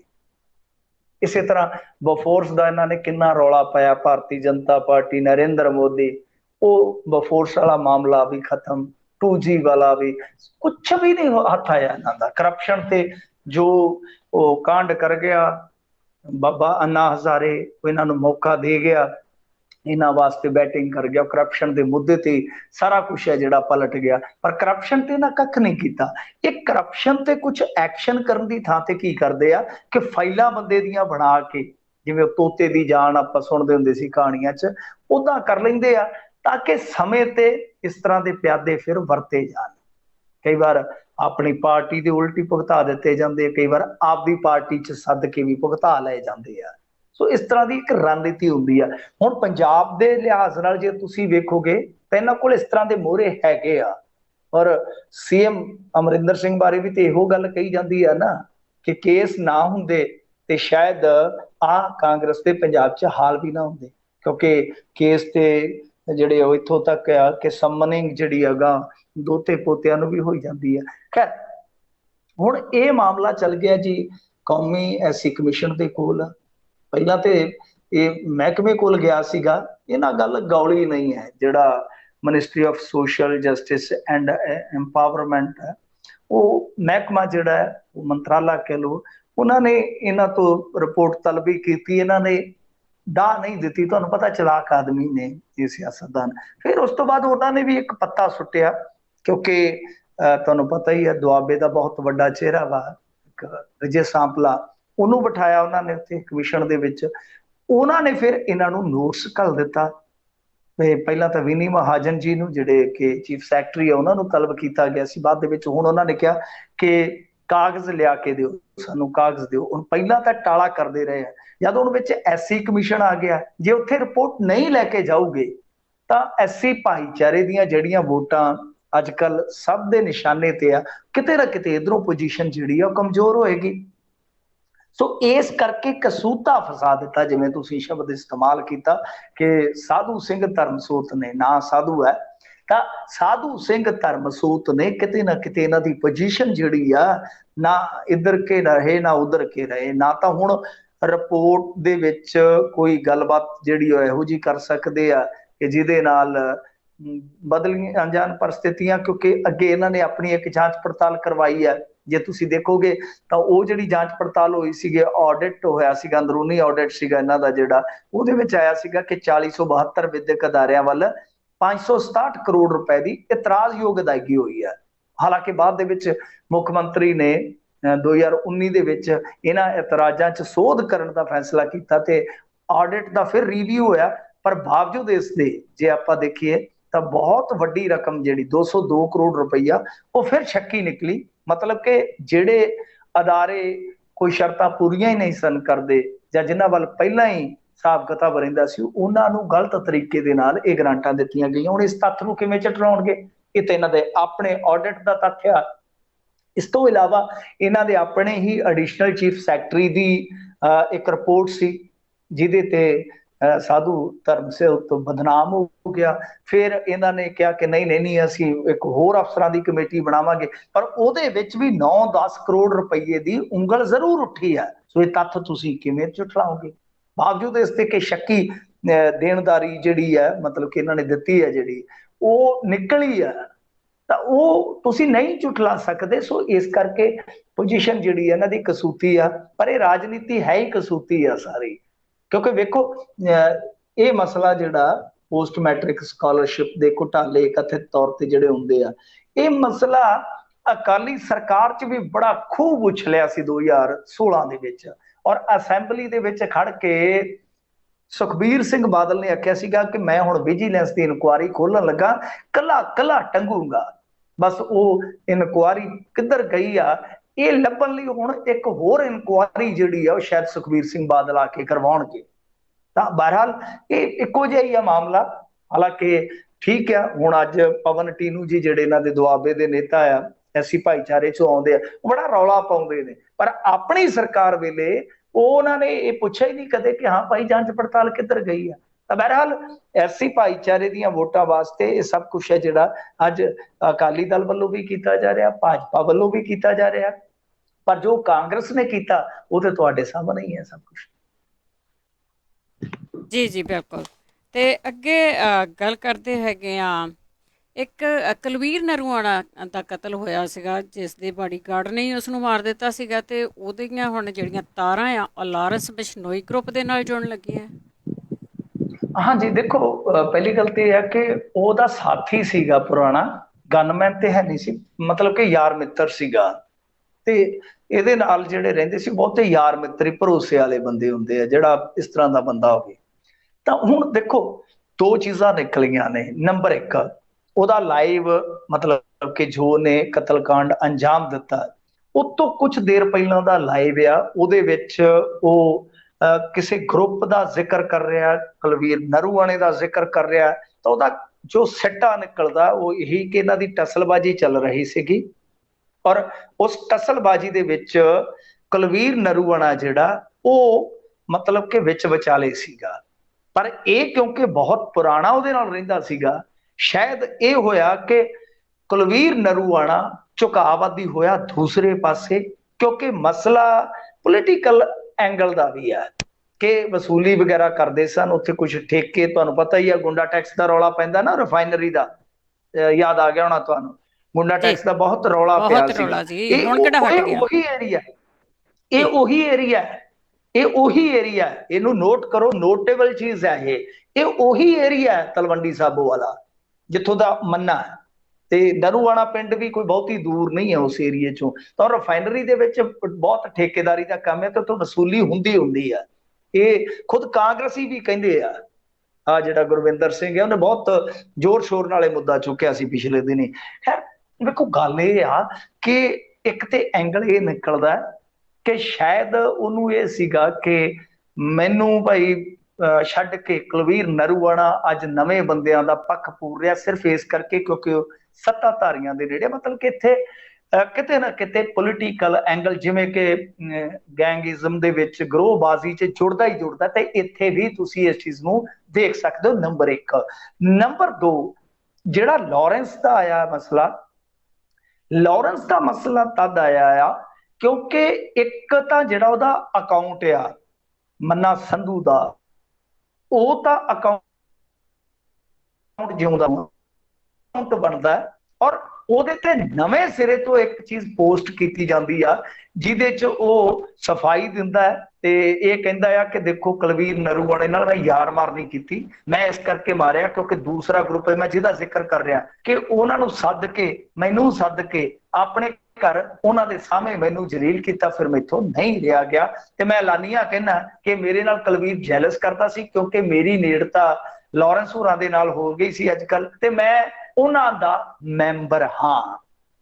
ਸੋ ਇਸ ਚੀਜ਼ ਨੂੰ ਹੁਣ ਸਾਡਾ ਮੀਡੀਆ ਤਾਂ ਜਿਉਂਦਾ ਤਿਉਂ ਪਰੋਸ ਰਿਹਾ ਹੈ, ਪਰ ਅਸੀਂ ਕੁਝ ਇਹਨਾਂ ਚੀਜ਼ਾਂ ਦਾ ਥੋੜਾ ਤਜਰਬਾ ਰੱਖਦੇ ਹਾਂ ਤਾਂ ਇਹਦੇ ਤੇ ਇੱਕ ਸ਼ੱਕ ਪ੍ਰਗਟ ਹੁੰਦਾ ਹੈ। ਸ਼ੱਕ ਇਹ ਆ ਕਿ ਜਦ ਉਸ ਬੰਦੇ ਨੂੰ ਕਸਟਡੀ 'ਚ ਲੈ ਲਿਆ, ਉਹਦੀ ਐਂਬੂਲੈਂਸ ਨੂੰ ਵੀ 6 ਗੱਡੀਆਂ ਕਵਰ ਕਰਕੇ ਲੈ ਕੇ ਗਈਆਂ ਨੇ ਪੁਲਿਸ ਦੀਆਂ, ਮੈਂ ਮਸ਼ੀਨ ਗੰਨਾਂ ਤੇ ਵੱਡੇ ਹਥਿਆਰ ਸੀਗੇ, ਆਧੁਨਿਕ ਹਥਿਆਰ ਕਹਿ ਲਓ, ਕਿ ਕੋਈ ਹਮਲਾ ਨਾ ਹੋ ਜਾਵੇ ਕਿਉਂਕਿ ਦੂਸਰੀ ਪਾਰਟੀ ਵੀ, ਦੂਸਰੀ ਧਿਰ ਵੀ ਤਗੜੀ ਆ। ਅੱਛਾ, ਜਿਸ ਬੰਦੇ ਨੂੰ 6 ਪੁਲਿਸ ਦੀਆਂ ਗੱਡੀਆਂ ਜਿਹੜੀਆਂ ਨੇ ਉਹ ਸਿਕਿਉਰਿਟੀ ਦੇ ਕੇ ਹਸਪਤਾਲ ਤੱਕ ਲੈ ਕੇ ਜਾਂਦੀਆਂ ਨੇ, ਉਹਦੇ ਹੱਥ 'ਚ ਫੋਨ ਕਿੱਥੋਂ ਆ ਗਿਆ ਮੈਨੂੰ ਦੱਸੋ? ਫਿਰ ਮੀਡੀਆ ਕਹਿੰਦਾ ਨਹੀਂ ਜੀ ਉਹਨੇ ਕਿਸੇ ਤੋਂ ਕਰਵਾ ਦਿੱਤਾ, ਤੇ ਬੰਦਾ ਪੁੱਛੇ ਉਹਦੇ ਕੋਲ ਵਾਇਰਲੈਸ ਆ, ਸੈਟੇਲਾਈਟ ਫੋਨ ਹੈ ਉਹਦੇ ਕੋਲ, ਕਿਉਂਕਿ ਹਸਪਤਾਲ ਦੇ ਵਿੱਚ ਵੀ ਜਿਹੜਾ ਬੰਦਾ ਇਸ ਤਰ੍ਹਾਂ ਦਾ ਐਡਮਿਟ ਹੁੰਦਾ ਉਹਦੇ ਪੈਰ ਨੂੰ ਹੱਥ ਕੜੀ ਲੱਗੀ ਹੁੰਦੀ ਆ, ਚੱਤੋ ਪੈਰ 2-4 ਜਾਣੇ ਦਿਨ ਰਾਤ ਬੈੱਡ ਦੇ ਨਾਲ, ਸਮਝ ਲਓ ਬੈੱਡ ਤੇ ਹੀ ਪਏ ਹੁੰਦੇ ਆ। ਇਦਾਂ ਹੋ ਹੀ ਨਹੀਂ ਸਕਦਾ। ਇਹ ਹੁਣ ਪੁਲਿਸ ਦੀ ਗੇਮ ਆ ਜਾਂ ਇਹ ਕੋਈ ਹੋਰ ਪ੍ਰੋਪੇਗੈਂਡਾ ਕੀਤਾ ਜਾ ਰਿਹਾ, ਇਹਦਾ ਮੈਨੂੰ ਤਾਂ ਸਮਝ ਨਹੀਂ ਲੱਗੀ। ਪਰ ਮੈਨੂੰ ਤਾਂ ਉਹ ਜਾਪਦਾ, ਉਹ ਮੈਨੂੰ ਸ਼ੱਕ ਆ ਕਿ ਜਿਹੜੀ ਉਹ ਪੋਸਟ ਕਰਵਾਈ ਗਈ ਆ, ਨਵਾਂ ਅਕਾਊਂਟ ਬਣਵਾਇਆ ਗਿਆ, ਇਹ ਮਿੱਥ ਕੇ, ਮਤਲਬ ਕਿ ਅੱਜ ਕੱਲ ਲਾਰੈਂਸ ਬਿਸ਼ਨੋਈ ਤੇ ਪਾ ਦਿੰਦੇ ਆ ਸਾਰਾ ਕੁਝ ਕਿਉਂਕਿ ਉਹ ਜੇਲ੍ਹ 'ਚ ਬੈਠਾ, ਤੇ ਲਾਰੈਂਸ ਬਿਸ਼ਨੋਈ ਦਾ ਬਹੁਤ ਵੱਡਾ ਨੈਟਵਰਕ ਆ। ਤਾਂ ਹੁਣ ਇਹ ਆਪਣੇ ਆਪ ਦੇ ਵਿੱਚ ਇੱਕ ਬਹੁਤ ਵੱਡਾ ਸਵਾਲ ਹੈ ਕਿ ਠੀਕ ਆ ਉਹਦੀ ਤਾਰ ਜੁੜਦੀ ਹੋ ਸਕਦੀ ਆ, ਪਰ ਉਹ ਬੰਦਾ ਨਵਾਂ ਅਕਾਊਂਟ ਕਿਸ ਤਰ੍ਹਾਂ ਬਣਾ ਗਿਆ? ਜੇ ਉਹਨੇ ਨਹੀਂ ਬਣਾਇਆ, ਉਹਦੇ ਕਿਸੇ ਸਾਥੀ ਨੇ ਬਣਾਇਆ, ਤਾਂ ਉਹਨੇ ਸਾਰੀ ਗੱਲਬਾਤ ਆਪਣੀ ਜਿਹੜੀ ਆ ਕਿ ਉਹ ਆਪਣੇ ਸਾਥੀ ਨੂੰ ਪਹਿਲਾਂ ਹੀ ਦੱਸ ਰੱਖੀ ਸੀ ਕਤਲकांड ਤੋਂ, ਜਾਂ ਉਹਨੇ ਬਾਅਦ ਦੇ ਵਿੱਚ ਪੁਲਿਸ ਕਸਟਡੀ 'ਚ ਦੱਸੀ ਆ? ਇਹ ਬਹੁਤ ਵੱਡਾ ਸਵਾਲ ਹੈ। ਜੀ ਜੀ ਬਿਲਕੁਲ। ਆਪਣੇ ਮੈਂਟੂ ਜੀ ਇੱਕ ਸਵਾਲ ਆ ਵੀ ਜਿਹੜੇ ਹੁਣ ਗੈਂਗਸਟਰ ਆ ਜਾਂ ਗੁੰਡਾ ਟੈਕਸ ਆ, ਕੀ ਇਹ ਸਰਕਾਰ ਨੂੰ ਨਹੀਂ ਪਤਾ, ਉੱਥੇ ਕੁਝ ਨਹੀਂ ਕਰ ਸਕਦੇ? ਦੇਖੋ ਹੁਣ ਆਪਾਂ ਗੱਲ ਤੇ ਕਰਕੇ ਹਟੇ ਕਿ ਇਹਦੇ 'ਚ ਤਾਂ ਖੁਦ ਸਿਆਸੀ ਐਂਗਲ ਨਿਕਲ ਰਿਹਾ ਹੈ, ਤਾਂ ਜਦੋਂ ਇਹਨਾਂ ਦੇ ਬੰਦੇ ਇਨਵੋਲਵ ਨੇ ਉਹ ਆਪ ਤੇ ਡਾਇਰੈਕਟਲੀ ਕਰਦੇ ਨਹੀਂ ਹੈ, ਉਹਨਾਂ ਦੇ ਆਪਣੇ ਜਵਾਕ ਥੋੜੀ ਨਾ ਵਸੂਲੀਆਂ ਕਰਦੇ ਨੇ, ਉਹਨਾਂ ਦੇ ਜਵਾਕ ਥੋੜੀ ਨਾ ਕਬਜ਼ੇ ਕਰਦੇ ਨੇ, ਉਹਨਾਂ ਦੇ ਜਵਾਕ ਤੇ ਕੋਈ ਪੜ੍ਹਦਾ ਸਨਾਵਰ ਸਕੂਲ ਦੇ ਵਿੱਚ, ਕੋਈ ਪੜ੍ਹਦਾ ਆਕਸਫੋਰਡ ਦੇ ਵਿੱਚ, ਕੋਈ ਇੱਥੇ US ਦੇ ਵਿੱਚ ਸਟੱਡੀ ਕਰ ਰਿਹਾ ਹੋਊਗਾ। ਜਵਾਕ ਕਿੰਨਾ ਦੇ ਕੇ ਉਹ ਵਰਤਦੇ ਆ, ਵਸੂਲੀ ਕਰਨੇ ਆਪ ਥੋੜੀ ਨਾ ਜਾਂਦੇ ਆ, ਵਸੂਲੀ ਕਰਨ ਵਾਸਤੇ ਇਸੇ ਤਰ੍ਹਾਂ ਮੁੰਡਿਆਂ ਨੂੰ ਇਸਤੇਮਾਲ ਕੀਤਾ ਜਾਂਦਾ, ਜਿਹੜੇ ਜੋਰੋਂ ਤਗੜੇ ਹੁੰਦੇ ਆ ਜਾਂ ਜਿਹੜੇ ਦਬਦਬੇ ਵਾਲੇ ਹੁੰਦੇ ਆ। ਪਰ ਜਦੋਂ ਇਸ ਤਰ੍ਹਾਂ ਦੇ ਭਾਣੇ ਵਰਤ ਜਾਂਦੇ ਆ, ਪਰਿਵਾਰ ਆਮ ਉਜੜ ਜਾਂਦੇ ਆ, ਦੁਸ਼ਮਣੀ ਉਹਨਾਂ ਦੀ ਪੈ ਜਾਂਦੀ ਆ। ਸੋ ਇਹਨਾਂ ਨੂੰ ਤੇ ਇਸ ਤਰ੍ਹਾਂ ਦੇ ਬੰਦੇ ਸਮਾਂ ਦੀ ਚਾਹੀਦੇ ਆ, ਜੇ ਰੋਕਣ ਵਾਲੇ ਹੋਣ ਤੇ ਮਜ਼ਾਲ ਹੈ ਕੋਈ ਗੁੰਡਾ ਟੈਕਸ ਕਿਸੇ ਤੋਂ ਲੈ ਜਾਏ। ਪਰ ਅੱਜ ਤੁਸੀਂ ਕਾਰੋਬਾਰੀ ਦਾ ਹਾਲ ਵੇਖੋ, ਕਚੂੰਬਰ ਨਿਕਲਿਆ ਪਿਆ। ਕਾਰੋਬਾਰ ਕਰਨ ਵਾਸਤੇ ਵੀ ਅੱਜ ਇੱਕ ਗੱਲਾ ਵੱਖਰਾ ਰੱਖਣਾ ਪੈਂਦਾ, ਇੱਕ ਤੇ ਲੈਣ ਦੇਣ ਵਾਸਤੇ ਜਿਹੜੀ ਗਾਹਕੀ ਹੁੰਦੀ ਆ, ਦੂਸਰਾ ਇੱਕ ਗੱਲਾ ਅਲੱਗ ਰੱਖਣਾ ਪੈਂਦਾ ਜਿਹੜਾ ਇਹਨਾਂ ਨੂੰ ਟੈਕਸ ਦੇਣਾ ਪੈਂਦਾ। ਦੇਖੋ ਹੈਰਾਨਗੀ ਦੀ ਗੱਲ ਆ, ਦੇਖੋ ਕੀ ਕੁਛ ਹੋ ਰਿਹਾ, ਲੋਕੀ ਕਿਵੇਂ ਜੀ ਰਹੇ ਆ ਇੱਥੇ। ਤੇ ਅੱਗੇ ਸ੍ਰੀ ਮੁਕਤਸਰ ਸਾਹਿਬ ਦੇ ਵਿੱਚ ਚਿੱਟੇ ਦੇ ਨਸ਼ੇ ਨੇ 14 ਸਾਲ ਦਾ ਬੱਚਾ ਨਿਗਲ ਲਿਆ। ਹਾਂਜੀ, ਇਹ ਸਾਡੇ ਇਲਾਕੇ ਦੇ ਵਿੱਚ ਹੀ ਮੰਦਭਾਗੀ ਘਟਨਾ ਵਾਪਰੀ ਹੈ। ਮਲੋਟ ਦੇ ਨੇੜੇ ਪਿੰਡ ਹੈਗਾ ਤਪਾ, ਤੇ ਉੱਥੇ ਇਹ 14 ਸਾਲ ਦਾ ਬੱਚਾ ਕਹਿੰਦੇ ਆ ਕਿ ਜਿਹੜਾ 2 ਸਾਲ ਤੋਂ ਇਸ ਤਰ੍ਹਾਂ ਦਾ ਡਰੱਗ ਲੈ ਰਿਹਾ ਸੀਗਾ। ਤੁਸੀਂ ਸਮਝੋ ਕਿ 12 ਸਾਲ ਦੀ ਉਮਰ ਦੇ ਵਿੱਚ ਸ਼ੁਰੂ ਹੋਇਆ। ਇਸੇ ਗੱਲੋਂ ਅਸੀਂ ਪਿੱਟਦੇ ਹਾਂ ਕਿ ਇਹ ਬੜਾ ਗੰਦਾ ਨਸ਼ਾ ਜੇ, ਇਹ ਮਤਲਬ ਕਿ ਬੱਚੇ ਦੀਆਂ ਰਗਾਂ 'ਚ ਚੱਲ ਗਿਆ। ਬੱਚਾ ਚਾਹੇ 15 ਸਾਲ ਦਾ ਹੈ, 17 ਸਾਲ ਦਾ ਹੈ, 12 ਸਾਲ ਦਾ ਹੈ, 14 ਸਾਲ ਦਾ ਹੈ, ਜੇ ਉਹ 2-3 ਸਾਲ ਕਰ ਗਿਆ ਤੇ ਪਹਿਲੀ ਗੱਲ ਤੇ ਆ ਕਿ ਉਹ ਬਚਦਾ ਨਹੀਂ ਹੈ। ਜੇ ਉਹ ਬਚ ਵੀ ਜਾਊਗਾ ਤੇ ਬੇਕਾਰ ਹੋ ਜਾਂਦਾ ਹੈ। ਪੀੜ੍ਹੀ ਅੱਗੇ ਤੁਰਦੀ ਨਹੀਂ ਹੈ, ਨਸਲ ਅੱਗੇ ਤੁਰਦੀ ਨਹੀਂ ਹੈ, ਪੀੜ੍ਹੀ ਨਾਸ ਹੋਈ ਜਾਂਦੀ ਆ। ਇਹ ਤੇ ਇੱਕ ਤਰ੍ਹਾਂ ਨਾਲ ਕਹਿ ਲਓ ਕਿ ਸਾਡੀ ਜਿੱਦਾਂ ਕਹਿ ਲਓ ਨਸਲ ਕੁਸ਼ੀ ਵਾਲਾ ਹਿਸਾਬ ਕਿਤਾਬ ਹੋਇਆ ਪਿਆ। ਹੁਣ ਦੇਖੋ ਪਰਿਵਾਰ ਇਹੀ ਰੋਂਦਾ ਪਿੱਟਦਾ ਕਰਲਾਪ ਕਰਦਾ ਕਹਿੰਦਾ ਕਿ ਕੋਈ ਸੁਣਦਾ ਹੀ ਨਹੀਂ ਸਾਡੀ, ਇੱਥੇ ਸ਼ਰੇਆਮ ਵਿਕਦਾ। ਜਿਹੜੇ ਪਿੰਡ ਵੀ ਓਵਰਡੋਜ਼ ਦੇ ਨਾਲ ਮੌਤ ਹੁੰਦੀ ਆ, ਜਿਹੜੇ ਪਿੰਡ ਵੀ ਇਸ ਤਰ੍ਹਾਂ ਕੋਈ ਬੱਚਾ ਮਰਦਾ ਹੈ, ਉਸ ਪਿੰਡ ਨੂੰ ਪੁੱਛ ਲਓ, ਇਹ ਇਹੋ ਹੀ ਕਹਿਣਗੇ ਕਿ ਇੱਥੇ ਪਈ ਹਵਾ ਗਾਉਣ ਤੁਰੇ ਫਿਰਦੇ ਆ, ਮੁੰਡੇ ਵੇਚਦੇ ਫਿਰਦੇ ਆ, ਘਰ ਘਰ ਪੁੱਜਦਾ ਵਾ, ਪਰ ਪੁਲਿਸ ਕੁਛ ਨਹੀਂ ਜੇ ਕਰਦੀ। ਸੋ ਗੱਲ ਇਹੀ ਆ ਕਿ ਪੁਲਿਸ ਤਾਂ ਖੁਦ, ਜੇ ਆਪਾਂ ਕਹੀਏ ਕਿ ਵੱਡੇ ਜਿਹੜੇ ਮਗਰਮੱਛ ਆ ਉਹਨਾਂ ਦੇ ਨਾਲ ਰਲੀ ਹੋਈ ਆ। ਇਹਦੇ 'ਚ ਕੋਈ ਸ਼ੱਕ ਆ, ਕੋਈ ਦੋ ਰਾਏ ਆ, ਕਿਉਂਕਿ 2 ਰਿਪੋਰਟਾਂ ਪਈਆਂ ਨੇ। ਇਹਦਾ ਮੈਂ ਕੋਈ ਆਪਣੇ ਕੋਲੋਂ ਨਹੀਂ ਗੱਲ ਘੜ ਕੇ ਕਹਿ ਰਿਹਾ, ਤਥਾਤਮਕ ਚੀਜ਼ਾਂ। ਹਰਪ੍ਰੀਤ ਸਿੰਘ ਸਿੱਧੂ ਦੀ ਰਿਪੋਰਟ ਜਾਂ ਸਿਧਾਰਥ ਚਟੋਪਾਧਿਆਏ ਦੀ ਰਿਪੋਰਟ, ਉਹ ਰਿਪੋਰਟਾਂ 'ਚ ਕੀ ਆ ਸਭ ਨੂੰ ਪਤਾ ਹੈ। ਇਸੇ ਕਰਕੇ ਉਹ ਰਿਪੋਰਟਾਂ ਪੂਰੇ ਟੈਨਿਓਰ ਦੇ ਵਿੱਚ ਕੈਪਟਨ ਅਮਰਿੰਦਰ ਸਿੰਘ ਨੇ ਖੋਲੀਆਂ ਹੀ ਨਹੀਂ, ਖੁਲਵਾਈਆਂ ਹੀ ਨਹੀਂ, ਕਿਉਂਕਿ ਪੋਲ ਪੱਟੀ ਸਾਰੀ ਖੁੱਲ ਜਾਣੀ ਆ। ਤਾਂ ਹੇਠਲੇ ਪੱਧਰ ਤੇ ਵੀ ਹੁੰਦਾ, ਛੋਟੇ ਮੋਟੇ ਕਰਮਚਾਰੀ ਵੀ ਰਲ ਜਾਂਦੇ ਆ, ਔਰ ਕਈ ਵਾਰ ਪੁਲਿਸ ਵੀ ਹੁੰਦੀ ਹੈ ਕਿ ਕਿਹਨੂੰ ਕਿਹਨੂੰ ਫੜੀਏ। ਪਰ ਮੰਦਾ ਹਾਲ ਆ ਜੀ, ਮੰਦਾ ਹਾਲ ਆ। ਤੁਸੀਂ ਸਮਝ ਸਕਦੇ ਹੋ ਜਿਸ ਮੁਆਸ਼ਰੇ ਦੇ ਵਿੱਚ, ਜਿਸ ਸਮਾਜ ਦੇ ਵਿੱਚ, ਜਿਸ ਕੌਮ ਦੇ ਵਿੱਚ 12 ਸਾਲ ਦੇ ਬੱਚੇ ਓਵਰਡੋਜ਼ ਨਾਲ ਮਰ ਰਹੇ ਨੇ, ਜਿਸ ਸਮਾਜ ਦੇ ਵਿੱਚ ਬੀਬੀਆਂ ਜਿਹੜੀਆਂ ਉਹ ਮਰ ਰਹੀਆਂ ਨੇ, ਜਿਸ ਸਮਾਜ ਦੇ ਵਿੱਚ ਦੋਵੇਂ ਜੀ ਜਿਹੜੇ ਆ ਓਵਰਡੋਜ਼ ਨਾਲ ਬੇਹੋਸ਼ ਮਿਲਦੇ ਆ। ਕੱਲ ਵੀ 2 ਲਵਰ ਜੋੜੇ ਦੀ ਆਈ ਸੀਗੀ ਕਹਾਣੀ। ਇਸ ਤੋਂ ਪਹਿਲਾਂ ਬਠਿੰਡੇ ਦੇ ਵਿੱਚ ਮੀਆਂ ਬੀਬੀ ਬੇਹੋਸ਼ ਮਿਲੇ ਸੀ ਇਸੇ ਤਰ੍ਹਾਂ ਓਵਰਡੋਜ਼ ਦੇ ਨਾਲ। ਜਿੱਥੇ ਤੁਸੀਂ ਪੁਲਿਸ ਵਾਲੇ ਓਵਰਡੋਜ਼ ਹੋ ਕੇ ਡਿੱਗੇ ਵੇਖੋਗੇ, ਉੱਥੇ ਕੀ ਆਪਾਂ ਉਮੀਦ ਲਾ ਸਕਦੇ। ਸੋ ਹੁਣ ਤਾਂ ਉਹਦੇ ਅੱਗੇ ਦੁਆ ਕਰ ਸਕਦੇ ਆ, ਇਹਨਾਂ ਅੱਗੇ ਤੇ ਦਾਦ ਫਰਿਆਦ ਕਰਨ ਦਾ ਕੋਈ ਤੁਕ ਹੀ ਨਹੀਂ ਬਣਦਾ। ਅਸੀਂ ਤੇ ਕਰਕੇ ਵੇਖ ਲਿਆ, ਕੱਖ ਨਹੀਂ ਹੁੰਦਾ, ਕੁਛ ਨਹੀਂ ਸੁਣਦੇ, ਸਹੁੰ ਚੁੱਕ ਲੈਂਦੇ ਆ, ਪਰ ਉਹਨਾਂ ਸਹੁੰ ਨੂੰ ਵਿਸਾਰ ਦਿੰਦੇ ਆ। ਤੁਸੀਂ ਦੇਖ ਲਓ, ਤੁਹਾਡੇ ਸਾਹਮਣੇ ਜਿਹਦਾ 12 ਸਾਲ ਦਾ ਬੱਚਾ ਤੁਰ ਗਿਆ, 14 ਸਾਲ ਦਾ ਬੱਚਾ ਤੁਰ ਗਿਆ, ਜਾਂ 15-20 ਸਾਲ ਦਾ ਬੱਚਾ ਤੁਰ ਗਿਆ, ਤੇ ਪੱਲੇ ਕੀ ਬਚਿਆ? ਨਾ ਉਹ ਗਾਂ ਦਾ, ਨਾ ਪਿਛਾਂ ਦਾ। ਜੀ ਮਿੰਟੂ ਜੀ, ਇੱਕ ਜ਼ਰੂਰ ਹੈਗਾ, ਜਿੱਦਾਂ ਨਸ਼ੇ ਦੇ ਨਾਲ 14 ਸਾਲ ਦਾ ਬੱਚਾ ਉਹ ਵੀ ਨਿਗਲ ਲਿਆ ਨਸ਼ੇ ਨੇ, ਤੇ ਪਹਿਲਾਂ ਵੀ ਆ ਜਿਹੜਾ ਨਸ਼ਾ ਛਡਾਊ ਕੇਂਦਰ ਆ ਉਹਦੇ ਵਿੱਚ ਵੀ 12-12 ਸਾਲ ਦੇ ਬੱਚੇ ਆਏ ਸੀ। ਕੀ ਪੰਜਾਬ ਦੇ ਵਿੱਚ, ਜਿੱਦਾਂ ਸਾਡਾ ਬਹੁਤਾ ਜ਼ਿਆਦਾ ਧਰਤੀ ਤੇ ਬਾਹਰ ਨਹੀਂ ਰਹਿੰਦਾ, ਖਬਰਾਂ ਦੇ ਨਾਲ ਹੀ ਰਹਿੰਦਾ ਆ, ਕਿ ਜਾਂ ਹੁਣ ਕਿੰਨੇ ਡੇਰੇ ਖੁੱਲੇ ਹੋਏ ਆ, ਜਾਂ ਅਖਬਾਰਾਂ ਹੈਗੀਆਂ, ਜਾਂ ਮੀਡੀਆ ਆ, ਉਹ ਨਹੀਂ ਲੋਕਾਂ ਨੂੰ ਇਸ ਚੀਜ਼ ਦੇ ਲਈ ਜਾਗਰੂਕ ਕਰਦਾ ਵੀ ਨਸ਼ੇ ਨਾ ਲਓ? ਨਹੀਂ ਦੇਖੋ, ਉਹ ਰੌਲਾ ਪਾਉਂਦੇ ਨੇ, ਵਕਤੀ ਤੌਰ ਤੇ ਪਾਉਂਦੇ ਨੇ। ਮਸਲਨ ਜਦੋਂ ਤੁਹਾਨੂੰ ਯਾਦ ਹੋਣਾ 2017-18 ਦੇ ਵਿੱਚ ਬੜੀਆਂ ਮੌਤਾਂ ਹੋਈਆਂ ਓਵਰਡੋਜ਼ ਦੇ ਨਾਲ, ਉਦੋਂ ਮੀਡੀਆ ਬਹੁਤ ਪਿੱਟਿਆ। ਜਾਂ ਜਦੋਂ ਕੋਈ ਵੱਡੀ ਹੈਵੀ ਰਿਕਵਰੀ ਹੁੰਦੀ ਆ ਉਹ ਦਿਖਾ ਦਿੰਦੇ ਨੇ, ਜਾਂ ਜਿੱਦਾਂ ਇਦਾਂ ਕੋਈ ਇੱਕ ਅੱਧੀ ਓਵਰਡੋਜ਼ ਨਾਲ ਮੌਤ ਹੁੰਦੀ ਆ, ਜਾਂ ਕੋਈ ਕੁੜੀ ਓਵਰਡੋਜ਼ ਨਾਲ ਡਿੱਗੀ ਮਿਲਦੀ ਆ, ਉਹ ਦਿਖਾ ਦਿੰਦੇ ਵਕਤੀ ਤੌਰ ਤੇ। ਪਰ ਇਹ ਲਗਾਤਾਰ ਕੰਪੇਨ ਚਲਾਉਣ ਦੀ ਜ਼ਰੂਰਤ ਆ। ਮੀਡੀਆ ਆਪਣਾ ਰੋਲ ਪਲੇ ਕਰੇ, ਇੰਟੈਲੈਕਚੁਅਲ ਲੋਕ ਨੇ ਜਿਹੜੇ ਉਹ ਆਪਣਾ ਰੋਲ ਪਲੇ ਕਰਨ, ਸਮਾਜ ਆਪਣੇ ਪੱਧਰ ਤੇ ਕੰਮ ਕਰੇ, ਕਿਉਂਕਿ ਸਮਾਜ ਦਾ ਵੀ ਇੱਕ ਰੋਲ ਬਣਦਾ ਹੈ। ਸਰਕਾਰ ਆਪਣੇ ਪੱਧਰ ਤੇ ਨੀਤੀ ਘੜੇ। ਕੈਪਟਨ ਅਮਰਿੰਦਰ ਸਿੰਘ ਨੇ ਇੱਕ ਅੱਛੀ ਗੱਲ ਕੀਤੀ ਸੀਗੀ ਪਿਛਲੇ ਦਿਨੀ। ਇਹਨਾਂ ਨੇ ਕਿਹਾ ਸੀ ਕੇਂਦਰ ਨੂੰ ਕਿ ਹੁਣ ਮੌਕਾ ਆ ਗਿਆ ਕਿ ਜਦੋਂ ਆਪਾਂ ਕੌਮੀ ਡਰੱਗ ਪਾਲਿਸੀ ਲੈ ਕੇ ਆਈਏ, ਇਹਦਾ ਮਤਲਬ ਕਿ ਤੁਹਾਡੇ ਤੋਂ ਕੰਮ ਵੱਸੋਂ ਬਾਹਰ ਹੈ। ਤੇ ਜਦੋਂ ਇਹਨਾਂ ਨੇ ਸਹੁੰ ਚੁੱਕੀ ਸੀ, ਮੈਂ ਉਦੋਂ ਵੀ ਇਹ ਗੱਲ ਕਹੀ ਸੀ ਕਿ ਚਾਹੇ ਕੋਈ ਵੀ ਆ ਜਾਵੇ, ਭਗਵੰਤ ਮਾਨ ਜੀ ਆ ਜਾਣ, ਸੁਖਬੀਰ ਬਾਦਲ ਸਿੰਘ ਜੀ, ਜਿਹੜੇ ਸੁਖਬੀਰ ਸਿੰਘ ਜੀ ਬਾਦਲ ਰਿਪੀਟ ਹੋ ਜਾਣ, ਚਾਹੇ ਕੈਪਟਨ ਜੀ ਆ ਜਾਣ, ਇਹਨਾਂ ਤੋਂ ਇਹ ਚੀਜ਼ ਨਹੀਂ ਖਤਮ ਹੋਏਗੀ। ਤਾਂ ਇਹ ਇੱਕ ਬਹੁਤ ਵੱਡੇ ਪੱਧਰ ਤੇ ਤੁਹਾਨੂੰ ਪਾਲਿਸੀ ਲਿਆਉਣੀ ਪਏਗੀ ਕਿ ਜਿਹੜੇ ਪੀੜਤ ਨੇ ਉਹਨਾਂ ਨੂੰ ਅੱਡ ਕੱਢਿਆ ਜਾਵੇ ਸਮਾਜ ਦੇ ਵਿੱਚੋਂ, ਉਹਨਾਂ ਦਾ ਟ੍ਰੀਟਮੈਂਟ ਕੀਤਾ ਜਾਵੇ। ਜੋ ਨਹੀਂ ਛੱਡ ਸਕਦੇ ਉਹਨਾਂ ਲਈ ਵੱਖਰੀ ਯੋਜਨਾ, ਵੱਖਰੀ ਕੋਈ ਵਿਉਂਤਬੰਦੀ ਕੀਤੀ ਜਾਵੇ ਕਿ ਅਸੀਂ ਕਿਸ ਤਰ੍ਹਾਂ ਨਿਗਰਾਨੀ 'ਚ ਉਹਨਾਂ ਨੂੰ ਘਟਾ ਕੇ ਛੁਡਾ ਸਕਦੇ ਹਾਂ।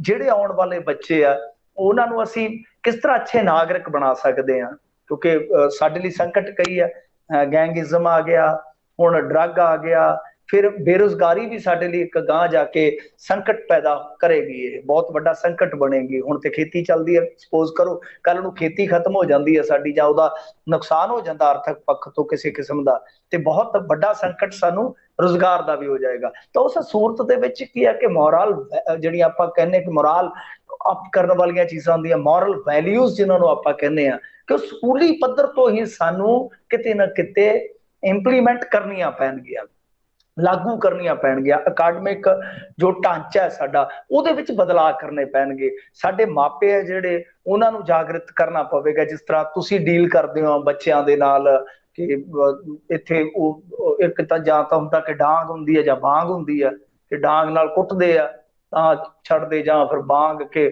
ਹਾਂ ਬਾਈ ਅਸੀਂ ਲੁੱਟੇ ਗਏ, ਤਬਾਹ ਹੋ ਗਏ, ਕੱਖ ਨਹੀਂ ਬਣਦਾ, ਮਹਾਰਾਜ ਸਾਡੇ ਨਾਲ ਮਾੜੀ ਕਰ ਗਿਆ, ਅਸੀਂ ਲੁੱਟੇ ਗਏ। ਇਹ ਦੋ ਕੁ ਚੀਜ਼ਾਂ ਹੀ ਹੁੰਦੀਆਂ ਨੇ ਸਾਡੇ ਮਾਸ਼ਰੇ ਦੇ ਵਿੱਚ। ਤਾਂ ਮੇਰੇ ਕਹਿਣ ਦਾ ਮਤਲਬ ਹੈ ਕਿ ਸਾਰਿਆਂ ਨੂੰ ਆਪਣਾ ਇੱਕ ਰੋਲ ਅਦਾ ਕਰਨਾ ਪਵੇਗਾ, ਔਰ ਇਹਦੇ ਵਾਸਤੇ ਤੁਹਾਨੂੰ ਇੱਕ ਬਹੁਤ ਲਿਬਰਲ ਸੋਚ ਰੱਖ ਕੇ ਤੁਰਨਾ ਪਊਗਾ ਕਿ ਅਸੀਂ ਜਿਹੜੇ ਪੀੜਤ ਨੇ ਉਹਨਾਂ ਵਾਸਤੇ ਕੀ ਕਰ ਸਕਦੇ ਹਾਂ। ਯਕਦਮ ਇਹ ਸਾਰੇ ਕਲੀਨ ਨਹੀਂ ਹੋਣਗੇ, ਤਾਂ ਸਾਫ਼ ਹੈ। ਜੀ ਜੀ, ਚਾਹੀਦਾ ਹੈ ਜੀ ਕੁਛ, ਇਹ ਤਾਂ ਬਹੁਤ ਗਰਕ ਰਿਹਾ ਬੇੜਾ। ਤੇ ਅੱਗੇ NRI ਕੁੜੀ ਦੀ ਗੱਲ ਕਰਦੇ ਹਾਂ, ਇਹ ਤਾਂ ਵੈਸੇ ਇੱਕ ਦੀ ਗੱਲ ਆ, ਹੁਣ ਤੇ ਬਹੁਤ ਜ਼ਿਆਦਾ ਖਬਰਾਂ ਆ ਰਹੀਆਂ ਕਿ NRI ਕੁੜੀਆਂ ਵਿਆਹ ਕਰਵਾ ਕੇ ਤੇ ਲੱਖਾਂ ਦੇ ਹਿਸਾਬ ਦੇ ਨਾਲ ਉਹ ਠੱਗੀ ਮਾਰ ਰਹੀਆਂ ਆਪਣੇ ਸਹੁਰਿਆਂ ਦੇ, ਪਰ ਇੱਕ 6 ਸਾਲ ਬਾਅਦ ਪਰਿਵਾਰ ਤੇ ਪਰਚਾ ਦਰਜ ਹੋਇਆ। ਹਾਂਜੀ, ਇਹ ਹੈਗੀ ਆ ਗੱਲ ਬਰਨਾਲਾ ਦੀ। ਬਰਨਾਲਾ ਡਿਸਟ੍ਰਿਕਟ ਹੈ ਜਿਹੜਾ, ਉਹ ਉੱਥੋਂ ਦੇ ਸ਼ਹਿਣਾ ਅਧੀਨ ਕੋਈ ਪਿੰਡ ਹੈ ਗਿੱਲ ਕੋਠੇ, ਉੱਥੋਂ ਦੇ, ਕਿ ਲੜਕੀ ਨੂੰ ਉਹਨਾਂ ਨੇ ਆਸਟ੍ਰੇਲੀਆ ਘੱਲਿਆ ਸੀ। 35 ਲੱਖ ਰੁਪਈਆ ਲਾਇਆ ਸੀ। 35 ਲੱਖ ਰਕਮ ਬਹੁਤ ਵੱਡੀ ਬਣ ਜਾਂਦੀ ਆ। ਤੇ ਉਹੀ ਕਹਾਣੀ ਕਿ ਉਸ ਤੋਂ ਬਾਅਦ ਫਿਰ ਕੁੜੀ ਨੇ ਅੱਖਾਂ ਫੇਰ ਲਈਆਂ। ਹੁਣ ਦੇਖੋ ਮਾਮਲਾ ਦਰਜ ਹੋ ਗਿਆ, ਚਲੋ ਮਾਪਿਆਂ ਤੇ ਵੀ ਹੋ ਜਾਊਗਾ, ਇੱਥੇ ਖੱਜਲ ਖੁਆਰੀ ਆ, ਹੋ ਸਕਦਾ ਕੁੜੀ ਤੇ ਕੋਈ ਲੀਗਲ ਐਕਸ਼ਨ ਵੀ ਹੋ ਜਾਵੇ। ਅੱਜ ਵੀ ਇੱਕ ਫੋਟੋ ਵਾਇਰਲ ਹੋ ਰਹੀ ਹੈ ਕਿ ਕੁੜੀ ਨੂੰ ਡਿਪੋਰਟ ਕੀਤਾ ਗਿਆ ਵਾ, ਇੱਕ ਦੀ ਵਾਰੀ ਆ ਕੈਨੇਡਾ ਚੋਂ, ਮਾਮਲੇ ਦਰਜ ਹੋ ਰਹੇ ਆ। ਪਰ ਵਾਕਿਆ ਇੱਕ ਬਹੁਤ ਬ੍ਰਿਲੀਅੰਟ ਮੁੰਡਾ, ਜਿੱਦਾਂ ਕਹ ਲਓ ਕਿ ਵਾਲੀਬਾਲ ਦਾ ਖਿਡਾਰੀ ਆ, ਉਹਦਾ ਵੀ ਹੁਣ ਮੈਂ ਸੁਣ ਰਿਹਾ ਸੀਗਾ ਕਿ ਉਹਦੇ ਨਾਲ ਵੀ ਇਸੇ ਤਰ੍ਹਾਂ ਹੀ ਹੋਇਆ। ਲੁਧਿਆਣੇ ਜ਼ਿਲ੍ਹੇ ਦਾ ਉਹਦੀ ਵੀ ਪੋਸਟ ਘੁੰਮ ਰਹੀ ਸੀ। ਯਕਦਮ ਪਤਾ ਨਹੀਂ ਇਤਫਾਕਨ ਹੋ ਜਾਂਦਾ ਕਈ ਵਾਰ। ਇੱਕ ਹੋਰ ਮੁੰਡਾ ਉੱਥੋਂ ਦਾ ਹੈਗਾ ਕੈਨੇਡਾ ਦਾ, ਰਾਣਾ, ਉਹ ਹੁਣ ਫੇਰ ਪਾਈ ਬੈਠਾ ਸੀਗਾ।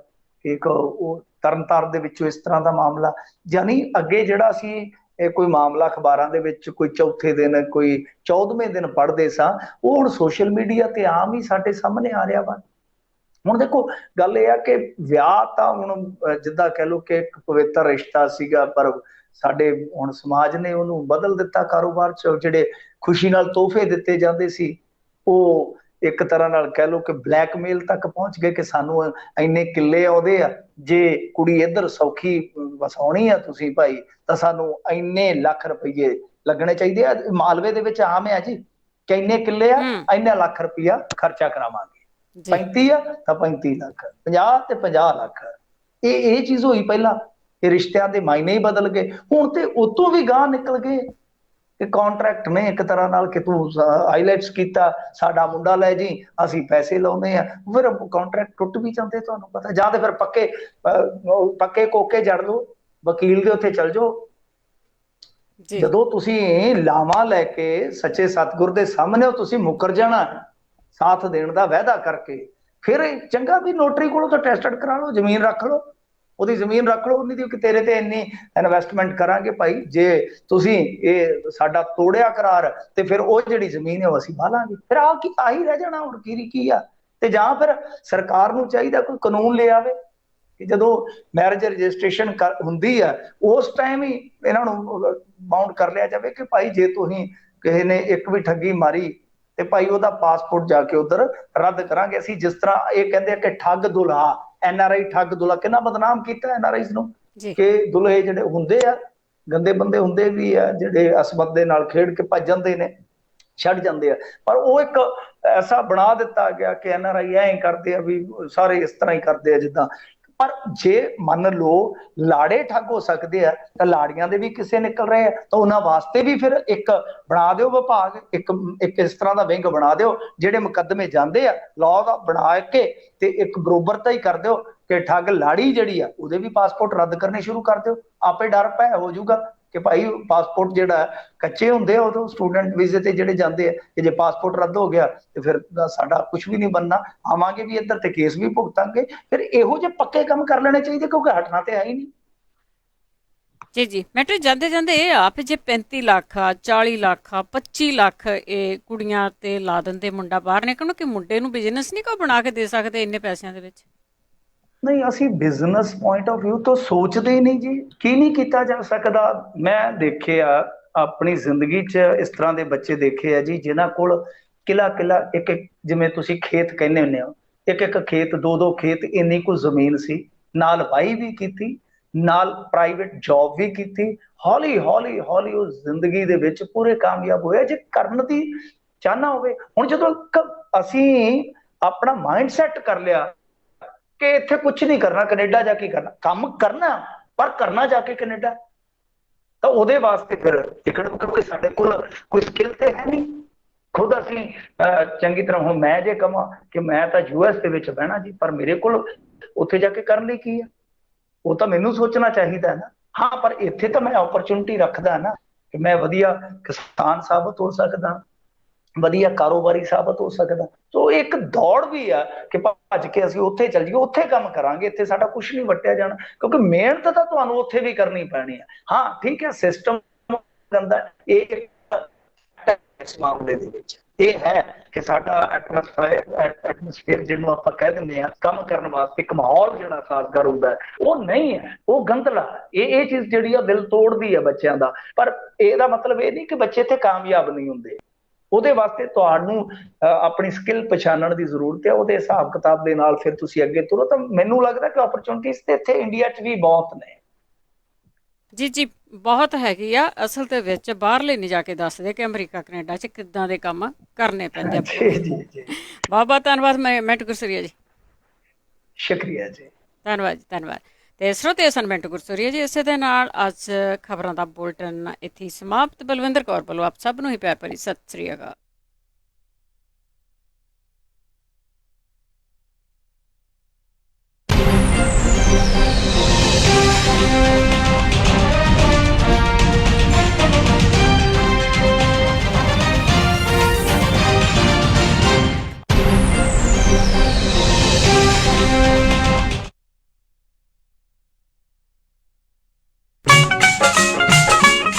ਫ੍ਰੈਜ਼ਨੋ ਦੇ ਨਜ਼ਦੀਕ ਹਾਈਵੇ 99 ਦੇ ਉੱਤੇ ਇੱਕ ਟਰੱਕ ਵਾਸ਼ ਸੇਲ ਦੇ ਲਈ ਉਪਲਬਧ ਹੈ। ਇਸ ਟਰੱਕ ਵਾਸ਼ ਵਿੱਚ ਡੀਟੇਲਿੰਗ ਸ਼ਾਪ ਵੀ ਹੈ, 4 ਆਫਿਸ ਸਪੇਸ ਹਨ, ਖੁੱਲੀ ਪਾਰਕਿੰਗ ਹੈ। ਸਮਾਲ ਤੋਂ ਮੀਡੀਅਮ ਟਰੱਕਿੰਗ ਕੰਪਨੀ ਇਸ ਨੂੰ ਆਪਣੇ ਆਪਰੇਸ਼ਨਸ ਦੇ ਲਈ ਵੀ ਵਰਤ ਸਕਦੀ ਹੈ। ਇੱਕ ਸੁਨਹਿਰੀ ਮੌਕਾ ਹੈ, ਆਪਣੇ ਬੌਸ ਆਪ ਬਣੋ ਅਤੇ ਡਾਲਰ ਕਮਾਓ। ਹੋਰ ਜਾਣਕਾਰੀ ਲਈ ਅੱਜ ਹੀ ਕਾਲ ਕਰੋ 5595817813 559 581 7813।